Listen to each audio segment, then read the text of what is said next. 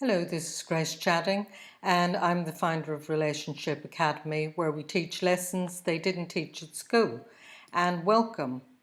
Before we get going, if you could make sure that you've muted your mobile, grab a notebook and pen, and where you see the coffee cup on any of the slides, that means it would be a good idea for you to pause the video there and be prepared to make some notes, or at least, you'll be required to really consider whatever it is that's on that slide.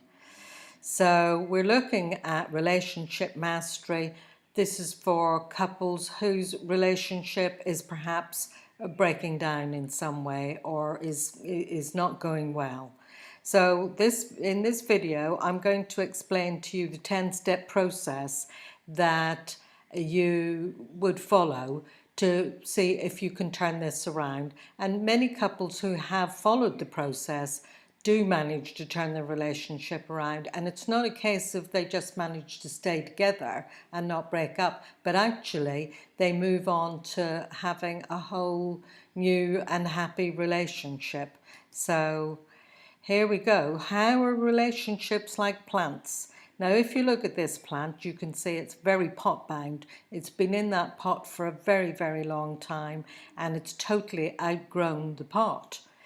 And marriages are like that, and long-term relationships.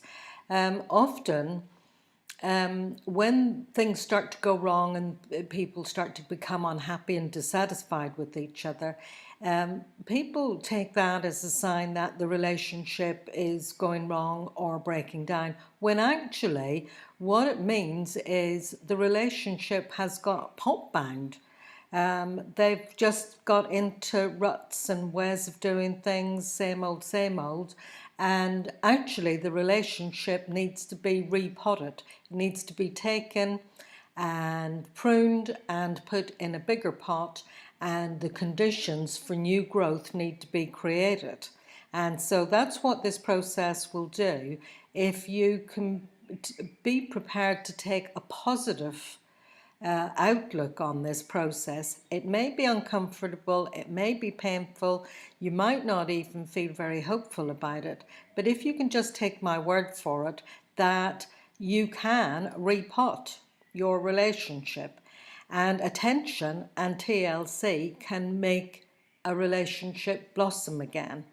But with a few bits of new knowledge that you didn't have, and some guidance on how you can build skill, and some insights that you'll gain, can really make all the difference. So now, to recover your relationship back to when it was really good, if you can remember back to when you just loved each other and everything seemed wonderful, it can be recovered again. And this is not about going back to how it used to be. It is very much about going forward, but there is a recovery that needs to happen first. So there are 3 stages to this recovery process. The first stage is to stabilise the situation, because it may be that one or other or both of you have been talking about leaving or ending the relationship, and that creates a high level of instability, and it's difficult to put things right while that instability lasts and there's a high level of uncertainty. So before we do anything else, we need to stabilize the situation, and I'll take you through the steps to do that. And then after you've stabilized the situation, you reconnect with each other. Part of the problem when couples get to breaking up stage is usually they have disconnected from each other, and there is no point trying to solve matters from a position of being disconnected. And then the third stage is learning the skills that you need to have that would prevent you getting to that breakdown stage again. The only reason why you got to that stage is because you lacked the skill to prevent getting to that stage. But I'll talk more about that when I get to that stage. So stage one is to stabilize the situation. So how do you do that? Well, this may seem a bit paradoxically, but how you do that, the first step is to park the problems. In other words, you've probably talked about how do you sort the problems out, and that in itself becomes a problem. So the first step is to stop doing that, because, as I said before, from a position of disconnectedness, you're not able to sort the problem out. So the first step is to decide to stop trying to sort it out. The second step is to commit to this process for 90 days. So that's about 3 months that you're going to commit to sorting your marriage out and making it work. And the third step is to make your marriage a priority. The marriage needs to come not after work and after sport activities or social activities. It has to be a priority. So we're going to take those one at a time. The second stage is to reconnect, and there are 3 steps in that reconnecting stage as well. So the step 4 is to reconnect, and I will give you some very simple and easy to carry out techniques which will help you to reconnect with each other, and that will feel good, because part of the awful feeling that you have is from being disconnected. So then step 5, once you've stabilized and you've got reconnected, step 5 we'll take stock and look at, right, how did you get to this point? What is it that you need to learn about where you are? What do you need to stop doing, and what do you need to start doing? And this is not about blaming each other or finding fault with each other. It's about just carrying out an assessment to see what needs to be addressed. And step 6 is about stop playing games. Now you might think, well, what does that mean?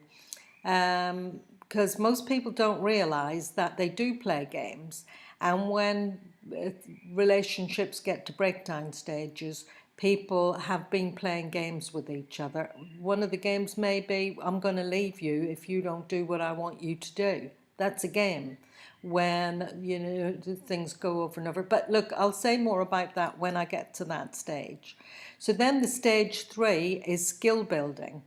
It's looking at building some basic skills that you need to have that will keep a relationship not just lasting, but happy and fulfilling. So step 7 is embrace emotional honesty.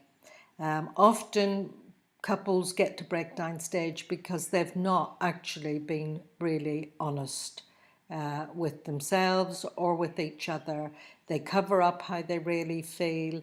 They hide what they really want. They don't even really know what they want, and they're not really communicating with each other openly and honestly and transparently. And then step 8 is to practice conflict regulation, and that is about, it's not conflict resolution. Conflict regulation is about being able to engage in sorting out conflict, but in a way that it doesn't explode or get out of hand, or neither party feels overwhelmed by it. Because often couples will either avoid conflict or they can't regulate it. And so then that becomes very difficult. So there is a skill involved in it. And of course, as I said before, nobody teaches you this stuff. So, you know, we're going to learn how to do that as we go on. And then clarify boundaries. Now, I'm not going to go into that at this stage, but the boundaries are about your involvement with, you know, things outside of your relationship, either your work, or your friends or your social life or your family, or things that will interfere with the stability of your marriage and your family. Step 10 is about developing a vision and goals for the relationship, because often people don't have a vision for the relationship and they don't set goals for how they want to go, and they actually don't assess or pay attention to it. So we're going to talk about all that as we go. So going back to step number 1, this is where you are now. And I'm asking you to trust this process. Take my word for it that there's quite a number of things that we need to do. You can see there's things that you need to learn. And Rome wasn't built in a day. So we have to start with the first things first. And the first thing is to park the problem. Whatever it is that you see, each of you will have your own view of what the problem is. And whatever that is, the first thing that you have to do is stop trying to sort the problem out, because that has now probably become a problem.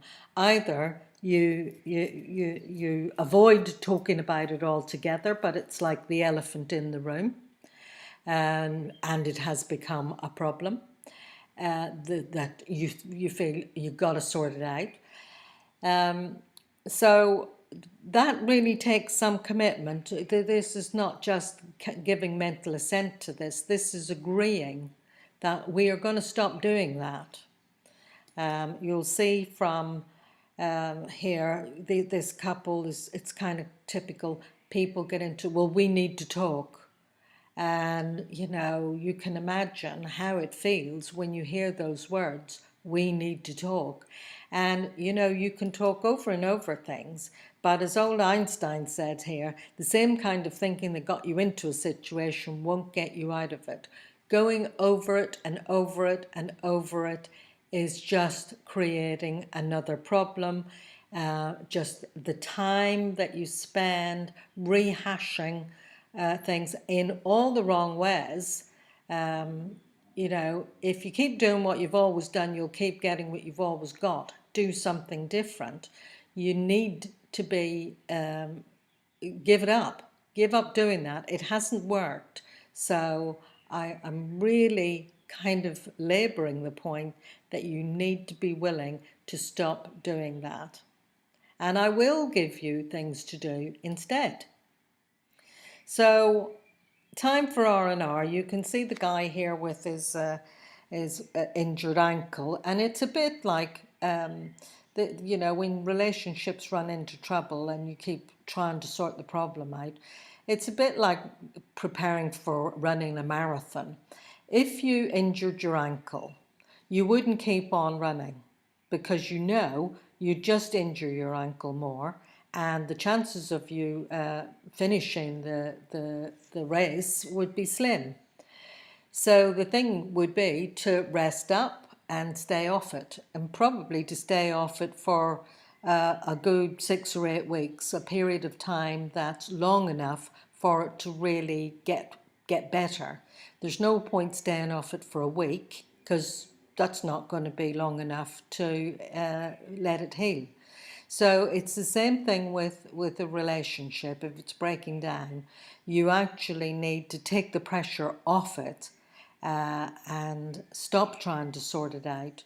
And you need to rest it, take the pressure off, and of course do things that help to heal it. And that's what we're going to do together. We're going to take the pressure off and look at ways to treat it and make it better. So, step 2 is to commit to the process. So this 10-step process is what I'm asking you to commit to. And I'm saying to you that there is a good chance that you can turn this marriage around if you actually commit to the process. Now that goes beyond paying lip service. It is actually saying, yes, I am going to commit to this. So what is commitment? And here's, some of you might have seen this before. this verse by W.H. Murray. Until one is committed, there is hesitancy, the chance to draw back, always ineffectiveness. Concerning all acts of initiative and creation, there is one elementary truth, the ignorance of which kills countless ideas and splendid plans. That the moment one definitely commits oneself, then providence moves too. Now, many people know this to be true, that when you do commit, and you definitely commit yourself, then providence does move too. But that's the mysterious bit, and you'll just have to take my word for it. But there is something about putting your heart into something. So look, committing to this process, we're looking at making an agreement for 90 days. So you're not saying, right, well, we're making a go of this and it's all open-ended, because probably how you're feeling at the moment is you're not sure whether it can last. You're not sure if it can ever get happy again. You're not sure that you want to carry on living this way. You're not sure that it's good for you or your partner or your children and family to stay in this situation. So what I'm asking you to do is to make an agreement, print out this agreement. You'll have a PDF handout that you can print, and you can both sign it and date it, that we both agree for the next 90 days that we shall put our marriage before everything and anyone else in our lives, and that we will commit fully to the relationship coaching process. Now, actually, you might think, oh, well, do we really need to do that? But there is something about putting your names to it, dating it, and signing it together. And actually doing that, it is an act of commitment. It's not just some thought you have in your head.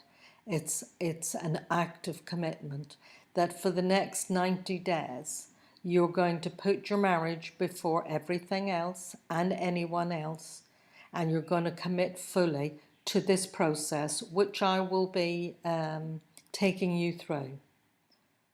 So I'd like you to decide together when, pause the video and decide when are you both going to do that.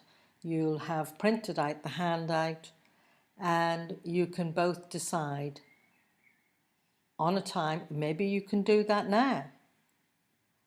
That's up to you, but there needs to be a real commitment to the process. And we're looking at for 90 days. At the end of the 90 days, if you followed the process and things haven't worked out for you, well, at least you've tried.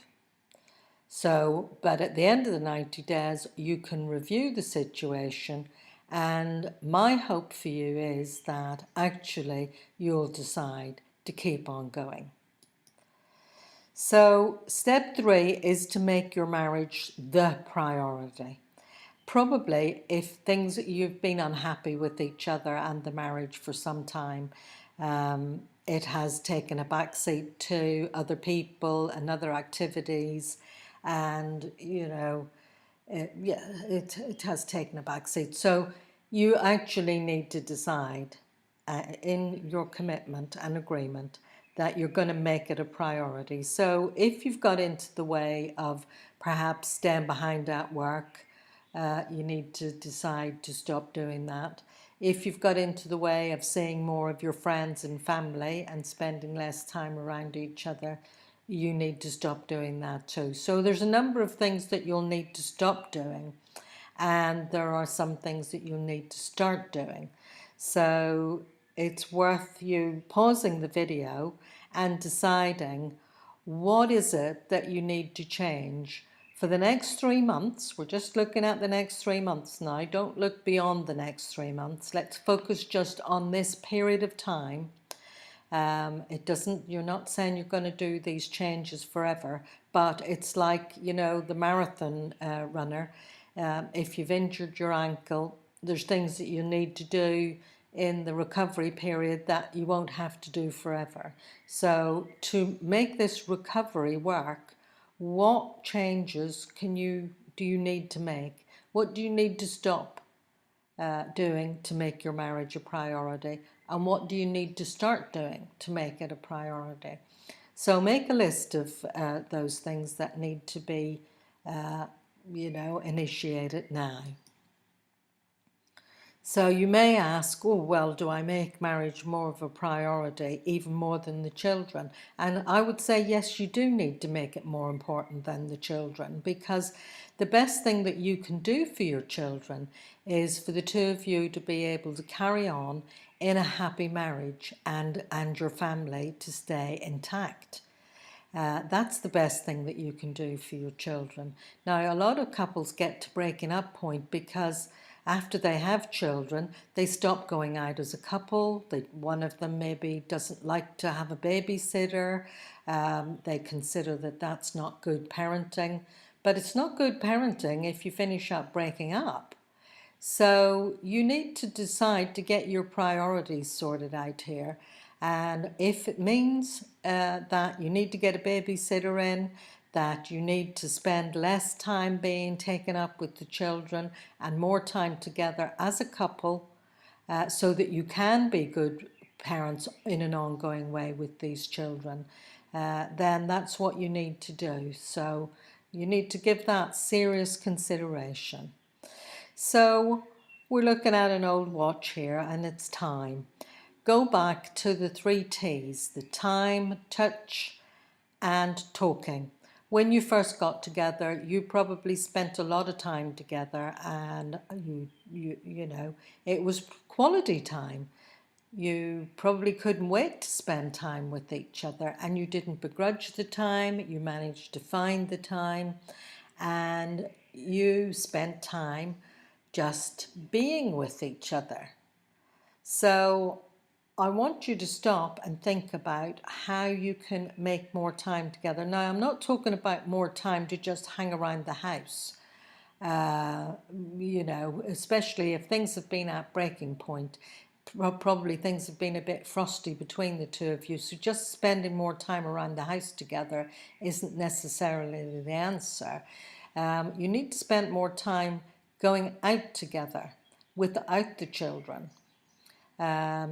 So I'm not suggesting that you do mega amounts of that, but at least one evening a week to go out and have a meal and sit down together looking at each other, not going to the cinema, not going somewhere where there's lots of other people, but somewhere where you can both sit and be with each other and talking to each other. And we'll look at what are the things that you can be talking about, which is not about solving the problem. So the other thing is about touch. Probably when you first got together, you did a lot of touching, because a lot of couples, most couples, when they first get together, they hold hands, they touch, they caress each other, they hug each other. Now, I don't know how you've got with each other, but often couples kind of withdraw from each other physically, and you may still be feeling a bit kind of distant. So you don't rush things, take your time, but a bit of hand holding, a bit of a walk in the park or in the woods or by the river, get out in nature and, walk with each other and hold hands and start to, in very non-threatening ways, start to reconnect and to just take it slowly. And, if one of you wants more than hand holding, and the other one doesn't, then the best thing to do is to take it slowly. So the other thing is to talk to each other, and being out in nature, walking, it gives you the opportunity to talk, but to, in a non-pressured kind of a way. That's why it's good to get out and go to some place that you both enjoy being. And the pressure's not on you to talk, but just you can talk about your surroundings, and you can talk about nice memories that you've got and times when you did that and enjoyed it, and start to get in touch with some good feelings again. So finally, one of the things that for this stage to recover and stabilize the situation, one of the things that you need to do is to a chap called John Gottman. He and his wife, they do a lot of relationship work, and they've done a lot of research on relationship work. And what they say is, they've called them the 4 horsemen of the apocalypse. And it is criticism. These are behaviors: criticism, defensiveness, stonewalling, and contempt. And that where these are present in a relationship, it does not bode well. So if one of you, you can pause the video and consider which of you engages in criticism, which of you gets very defensive, which of you does stonewalling. And stonewalling is that I'm not speaking to you, and no matter what you say to me, I'm not going to speak to you. That's stonewalling, and it's not good. And contempt is actually listening to somebody, but it's what's called the shark eye roll, rolling your eyes, or having that look of contempt for the other person.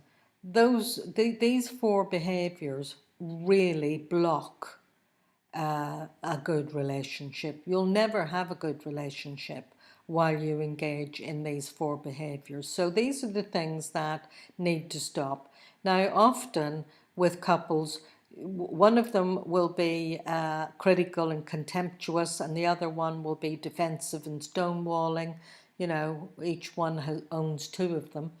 But you need to, as part of your commitment, you need to decide that you're going to address these 4 behaviors and stop them. Now, it's difficult to stop things that have become habitual. So it's not going to happen overnight, but you both need to become allies in helping each other. So if one of you tends to get critical and the other defensive, well, you can just gently point it out to each other that you're being, and just agree that it's okay to point it out to each other, not in a blaming way, but in a helping each other to recognize when you're doing these things, because most of you didn't set out to do it. You just developed these unhelpful habits, really, but you need to begin changing them. And like any habits, habits are difficult to break, but they can be broken. And so you need to start somewhere. So as a gesture of goodwill, own whichever ones are yours, and at least state your intention that you're going to stop them. And we'll let that go for now, and I will see you in the next video. Bye now.